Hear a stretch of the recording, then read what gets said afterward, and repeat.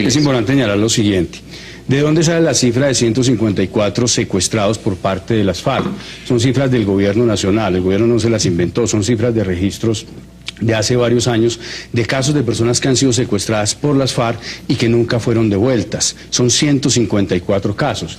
Decir que las FARC abandonó el secuestro implicaría por lo menos que hubieran devuelto a las personas que secuestraron antes del anuncio, suponiendo que efectivamente después del anuncio, a diferencia de lo que dice País Libre, no hubieran secuestrado. Supone también el hecho de que las FARC hayan abandonado el secuestro, que nos digan, que nos liberen estas 154 personas, o que le digan a las víctimas y al país dónde se encuentran, dónde están sus cadáveres, fueron asesinadas, murieron en cautiverio, dónde están las fosas.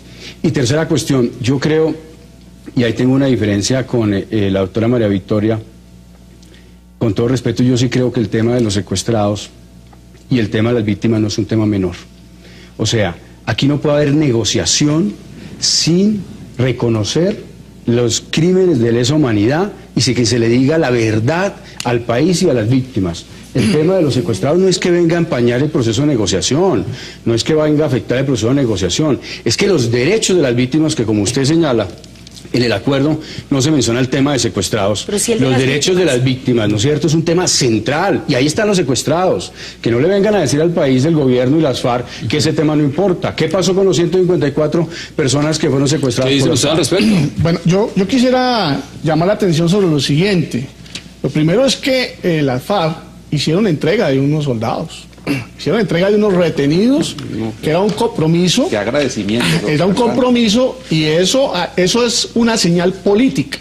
O sea, hay que partir del reconocimiento de que han cumplido una proposición que hicieron a la sociedad colombiana y al país.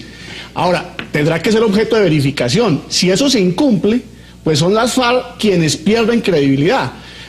Es cierto que en Colombia todos los actores, tanto del narcotráfico como del paramilitarismo, también secuestraron y secuestran. Es una práctica que no se le puede indicar solamente a las FARC. Yo recuerdo que había había la práctica de comprar secuestrados o secuestrar personas y vendérselos a las FARC o vendérselos, y en esos procesos seguramente pueden haber muchas personas que fallecieron, y esas personas hoy ya no son secuestrados, son desaparecidos, y esa es otra categoría que tendrá que tenerse presente. Es muy doloroso, es muy doloroso que digan una víctima.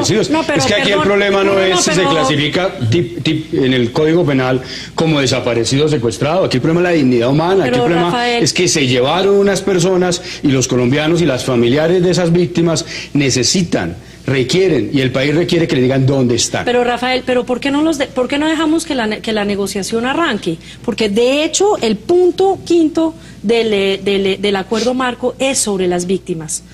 Y lo va a leer: resarcir a las víctimas está en el centro del acuerdo Gobierno Nacional FARC-EP, y en este sentido se tratarán: 1, derechos humanos de las víctimas; 2, verdad. Claro, los puntos que usted señala, pero fíjese usted que ese punto no habla de justicia.